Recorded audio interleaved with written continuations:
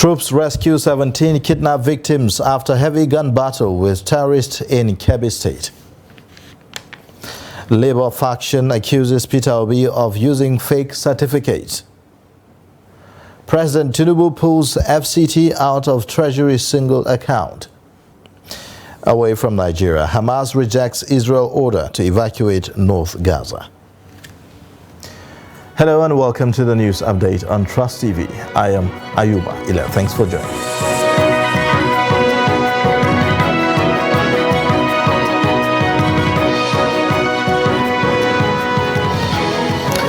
Troops of Operation Hadarin Daji on Thursday successfully rescued 17 kidnapped victims and captured operational motorcycles from terrorists during a rescue operation in Kebbi State. This was disclosed by the spokesperson of the Operation Hadarin Daji, Captain Yahaya Ibrahim, in a statement on Friday.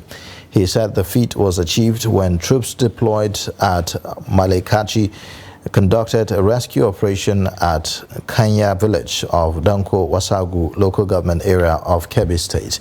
It added that the commander of the Joint Task Force, Major General Godwin Mutkud, commended the timely response of the troops, charged them to do more, and continued to deny the terrorists any freedom of action. In a similar vein, the 4 abducted students of the Nasarawa State University have regained freedom from their abductors. Heavily armed men had, in the early hours of Tuesday, invaded their house located at Angwankari in the Kefi local government area of the state and whisked them away to an unknown destination. Meanwhile, the students were rescued on Thursday by men of the Nigerian Army 117 Battalion, Kefi, after sustained pressure on the kidnappers. The commanding officer of the battalion, Lieutenant Colonel Awelu Inwa, disclosed this to journalists in Lafia. He explained that the students were rescued in the surrounding bushes of Angwangota in Kefi local government area after painstaking efforts by the military officers. Inwa further assured that the students will be reunited with their families after undertaking proper medical examinations. Police in the Federal Capital Territory, Abuja, have arrested over 2,000 suspected criminals in an effort to improve security in the nation's capital.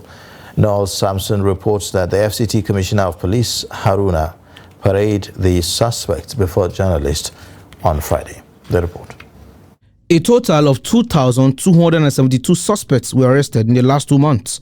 1,967 were charged to court, out of which 865 were sentenced and fined. 207 scavengers were arrested. 196 of them were charged to court.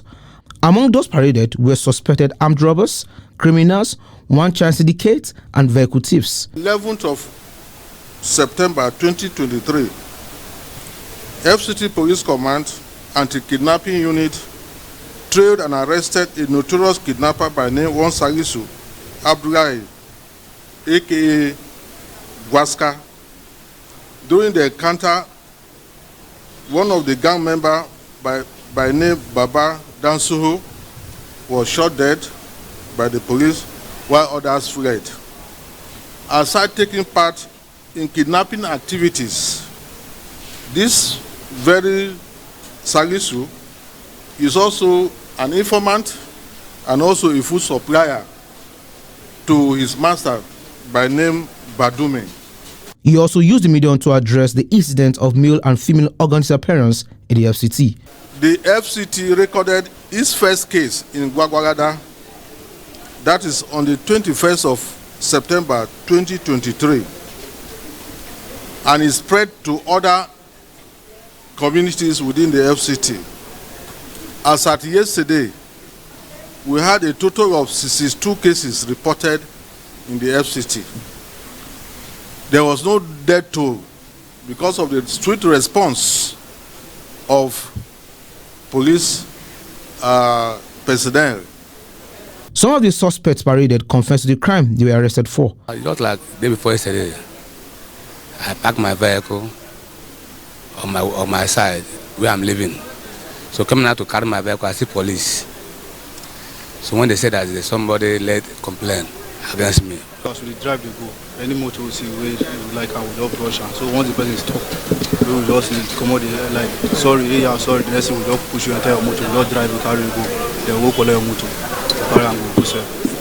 So how many people don't push come up for the motor? How many people don't carry gun? We don't carry gun, na just 3. Today only na just 3 motor we don't collect. We gone? No sir. Possession of some Indian hemp. They catch me in Papi. Yes, as I tell you before, this is the first time. Then it's not only me or the leader. There is the leader who lead this group. So now he already ran away. So I don't know exactly what they are plan it. The command reiterated its commitment to making sure it secures the life and properties of the FCT residents. Noel Samson, Trust TV News, Abuja. A Chief Magistrate Court in Niger State has sentenced 4 persons to prison for vandalizing armored cables that supply power to crane and generator house at the newly constructed Zungeru Hydroelectric Power Station, Ushishi local government area. The convicts are 28-year-old Yusuf Anas Olawari Joshua, 23, Haliru Abgarba, 40, and Musa Magaji. The first convict, Yusuf Anas of Kodo Village, Boso local government area, who was found in possession of vandalized armored cable worth 9.4 million, was arraigned on 4-count charges bordering on conspiracy, trespassing, theft, and other crimes.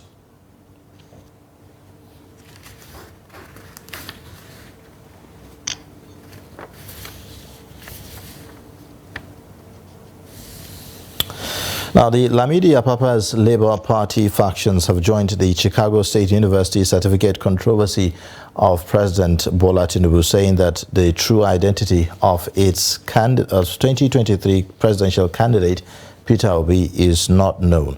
The faction told journalists in Abuja that everything about him was shrouded in secrecy between him and Abure in Asaba.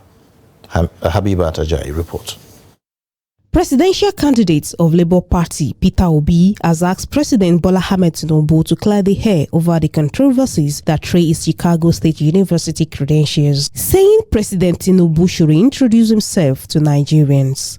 Obi says the president owed Nigerians an explanation of his true identity, parentage, actual schools he attended, and where he had his National Youth Service Corps. However, Obi's position did not go down well with the Lamidi Apapa's faction. The faction faulted his statement, asking the president to reintroduce himself is a treasonable felony punishable by death or life imprisonment.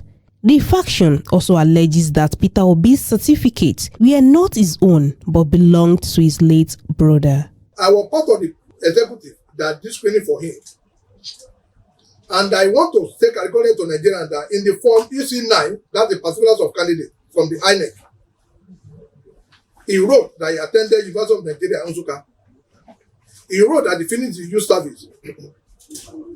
But unfortunately, in the final submission of form that we did, he only submitted the school certificate. I don't know whether Obi is a woman. You put Obi, Gregory, Peter, Ivan, who gave him the company name? Who gave Obi company name? Has he ever told you people he's a woman? Or his mother married another person? He put Peter, Ivan. That is a company name now. This is common, I mean, a common sense English now. He put a company name here as his name. Those are questions begging for answer. Not for you to be telling us that, oh, you are paying. That one president is a criminal, is a forger. Are you getting my point? So these are the questions we're asking. Now, the school that mobilizes him is not of Nigeria Nsukka now. Everybody that go to service, no. It is your school that will send your name to NYC, not you going there. So if University of Nigeria Nsukka wrote Gregory, Peter, Owubuasi Obi to NYC, how manage? NYC now married him off to another person. They now put Peter, Ivan, Owubuasi Obi. Who gave NYC the power to marry Obi off? Is he a woman? Or an Amabrodite? Abayomi Arabambi says Peter Obi will be expelled from the party for using fake credentials to secure the party ticket. Abibat Hajayi, Trust TV News, Abuja. President Bola Tinubu has approved the appointment of new chief executive officers of several agencies and parastatals under the Federal Ministry of Industry, Trade and Investment, including the Industrial Training Fund, Corporate Affairs Commission and Standards Organization of Nigeria. This was disclosed by the Special Advisor to the President on Media and Publicity, Ajuri Ngilali, in a statement on Friday. According to the statement, the changes are Corporate Affairs Commission, CSE, Hussaini Magaji, SAN, Industrial Training Fund, Hafiz Oluwatoyin, Nigeria Export Promotion Council, Nonye Ayeni, Small and Medium Enterprises Development Agency of Nigeria, SMEDAN, Charles Odi, Standard Organization of Nigeria, Ifeanyi Chukwunonso Okeke, among others. He said the appointments are in line with Tinubu's resolve to base Nigeria's economic revival on the foundation of trade expansion through small, medium and large-scale industry facilitation in the country. He added that by this directive of the President, all of the above-listed appointments take immediate effect.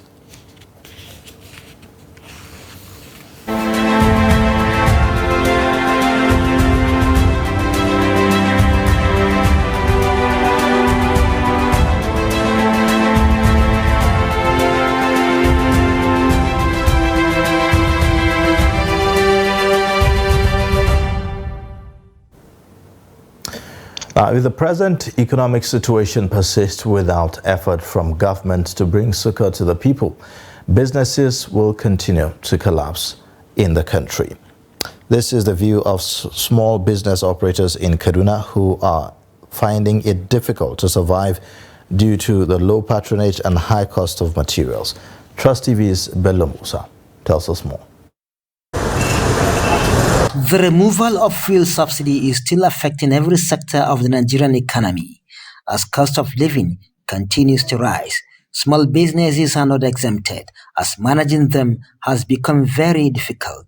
The hardship of this country is very, very bad to us, honestly, because like I say, the fuel is it touches us from different dimensions. We have at least we have to fill our generator with 3,000 naira. That 3,000 naira would occupy us from morning to night. But now we can't do that. If we are going to do that, we are going to fill the tank with 10,000 naira. Abdullahi's shop used to be filled with customers, but is now deserted. No, the customers are not coming. The customers are not coming. It's only few of them. If you have an occasion, before we have an occasion, you can sew about 30 to 20 clothes. But now you can only just pick up about 55 clothes or 6 clothes out of the box. That's what they call lefe in the Hausa tradition. The few customers caught by Trust TV camera narrated their ordeal. Sewing new clothes is not my priority for now. My concern is to get food for my family and school fees. Now that I have brought one for my daughter, they are charging us higher than before.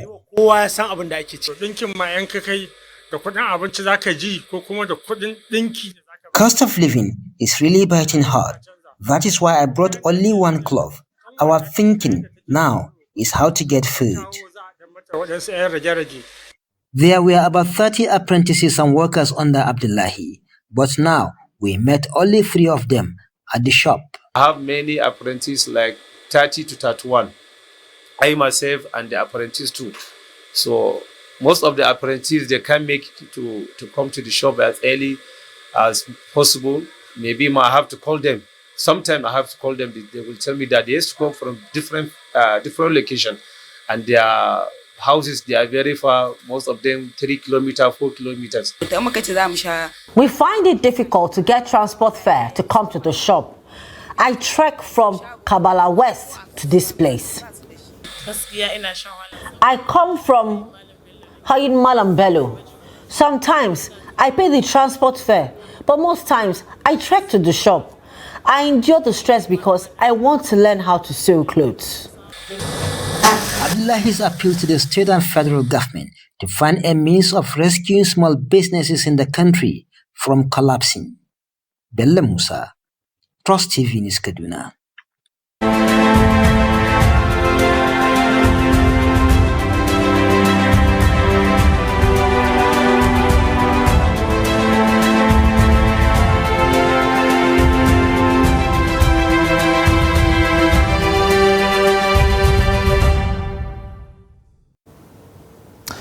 Now, we'll take a short break, and coming up after that break,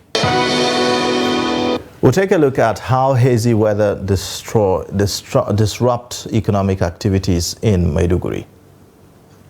Details and more after the break. It was never a consensus. We did all our best.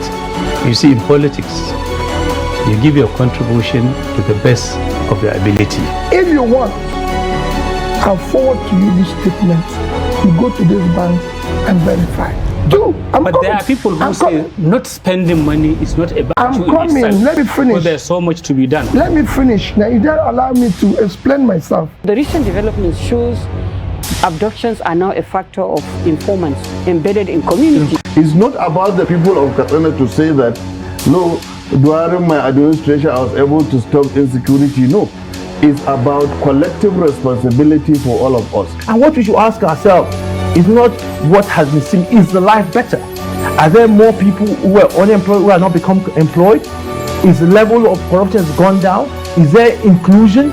All those issues. We're actually a gas country with associated oil. Our focus has always been on oil, that we have never paid significant attention to gas. To do it effectively, we need to have honest conversation with ourselves. Government needs to come down from its higher horse and communicate with the people and build trust. There must be a solution. We cannot continue this way. They must come back to the table and agree. So whose child will do deny education? All these children that sit for jam, they want to go to higher institutions. But just a short while ago you were saying that why bring 10 children when you cannot cater for them? So why bring more universities when you cannot cater for the existing?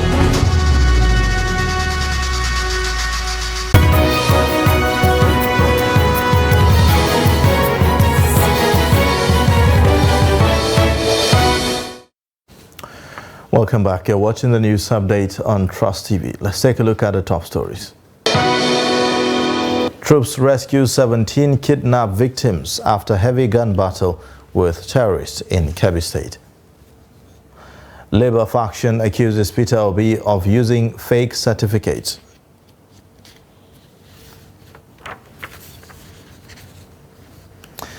In other news, the Nigerian government Thursday says it will partner Google West Africa to sanitize the digital media space and check the menace of fake news and hate speech. The resolution was reached on the sidelines of a courtesy visit by West Africa team of Google management on the Minister of Information and National Orientation, Mohammed Idris, in Abuja. Trust TV's Shafiu Suleiman reports. As digital media space becomes more saturated and volatile with growing hate speeches, fake news and disinformation, governments around the world, including Nigeria, have been grappling with the challenge of regulating and sanitizing the landscape. It is against this backdrop, Google and Nigeria found the collaboration imperative for mutually beneficial results. What can you do to help us to read the provision of the AI, artificial intelligence, to help us to curb this menace, fake news is a big problem for us, and it's not just a Nigerian problem. Wherever I go, is the world problem. Yeah, but ours is taking a dimension. We have very sensitive fault lines, and if we don't curb that, it becomes very, very difficult for us to continue to exist the way we want as a nation. Last year, July of 2022, our Equiano undersea cable made landfall in Nigeria. This is an undersea cable that helps connect Africa to the rest of the world, and we forecast that this undersea cable, at the time where we start to actually land it with customers and with users through our partners, will help amplify bandwidth, so there will be more bandwidth 20 times. While Google says it is embarking on multi-billion-dollar investment to make information accessible and affordable through the laying of submarine cable in addition to building the skills of young Nigerians. The federal government says it is providing the needed infrastructure and legislations to enhance the digital space. Stifling or trying to, curb any organization for that matter that, provides that platform or that avenue for people to get the necessary information is not in anyone's interest. I don't think there is any responsible person that will be interested in saying, look, don't give us information, close it down. No, but with that freedom, that I always say, comes with enormous responsibility. You have enormous responsibility to ensure that the freedom that you have does not also translate to an avenue for the creation of anarchy for our people. How do we essentially help with reporting of harmful online content? We know that this is very critical as well. Something that is wrong, misinformation is very important, and we want to make sure that we can curb misinformation.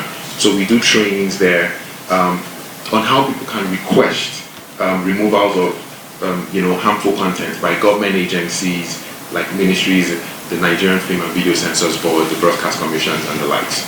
In the face of growing concerns over shrinking the information and social media space amongst the digital community, both Google and Nigerian governments say they are not unmindful of the need to preserve the rights of citizens to useful and genuine information at all times. Shafiu Suleiman, Trust TV News, Abuja.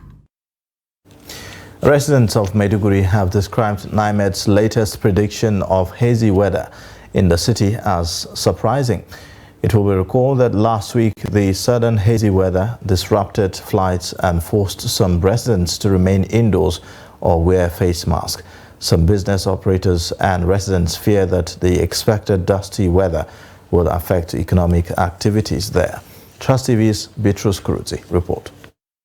The hazy weather most times occur during the months of November and January in Maiduguri, but last week's Harmattan-like weather in the metropolis took most residents by surprise as they didn't expect such changes.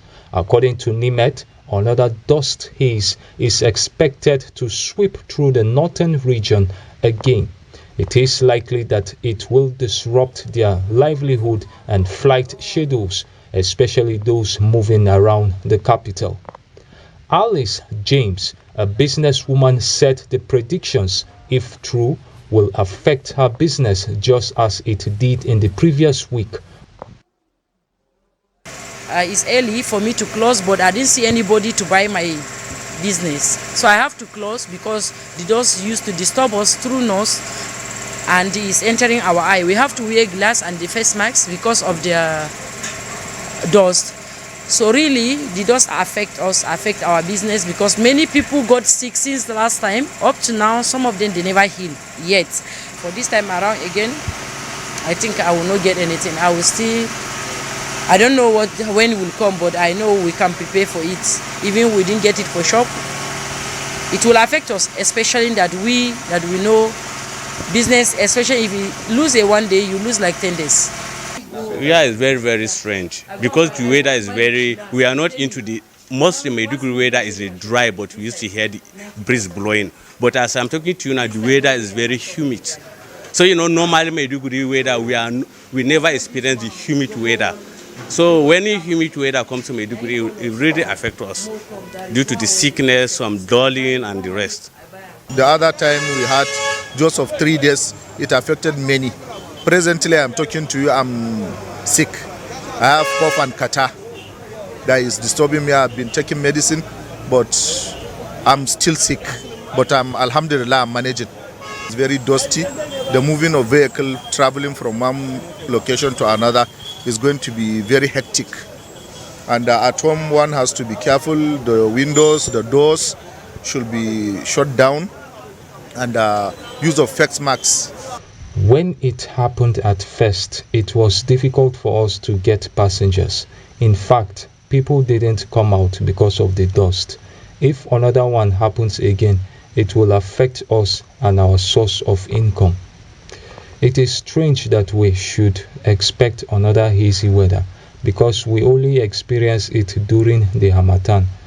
When the last one happened, I could not see properly while riding, so I had to go back home without making money that day. With the sudden twist in the weather, many will have to adapt to the changes and pray that it doesn't get worse than last week. Bitrus Kuruti, Trust TV News, Maiduguri. Now, away from Nigeria, Hamas on Friday rejected an Israeli order for 1.1 million residents to evacuate northern Gaza ahead of an expected ground incursion into the overcrowded Palestinian territory. The militant group in a statement said that the Palestinian people reject the threat of the occupation leaders and its call for them to leave their homes and flee from Gaza to the south or Egypt, adding that they are steadfast on their land, homes and cities. The United Nations said that an order by Israel to flee within 24 hours risks a calamitous situation. Israeli strikes on the coastal enclave have killed more than 1,530 people since Saturday in retaliation for Hamas militants' killing of around 1,200 people in the attacks in Israel. Egypt's Rafah crossing is the only route out of Gaza not controlled by Israel and has been bombed on several occasions this week. President Abdel Fattah al-Sisi said that Egypt remains committed to ensuring the delivery of aid to Gaza, but urged Palestinians to remain on their land. And in sports news, Nigerian sprinter Divine Oduduru has been banned for 6 years for committing 2 doping violations. The Athletics Integrity Unit, AIU, announced the decision on Thursday. According to AIU, there was overwhelming evidence against him. The violations were possession of prohibited substances and attempted use of a prohibited substance or method.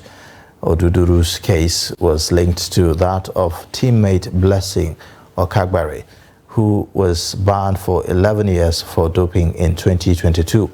While Oduduru maintained his innocence throughout the investigation, the 27-year-old, who has a 100-meter best time of 9.86 seconds, was disqualified in the 100 meters heats in Tokyo, but reached the 200 meters semi-finals. He won 200 meters silver at the 2014 World Junior Athletics Championships.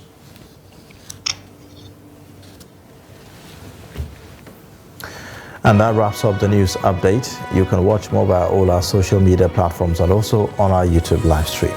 I am Ayuba Ilya. Thanks for watching. Bye for now.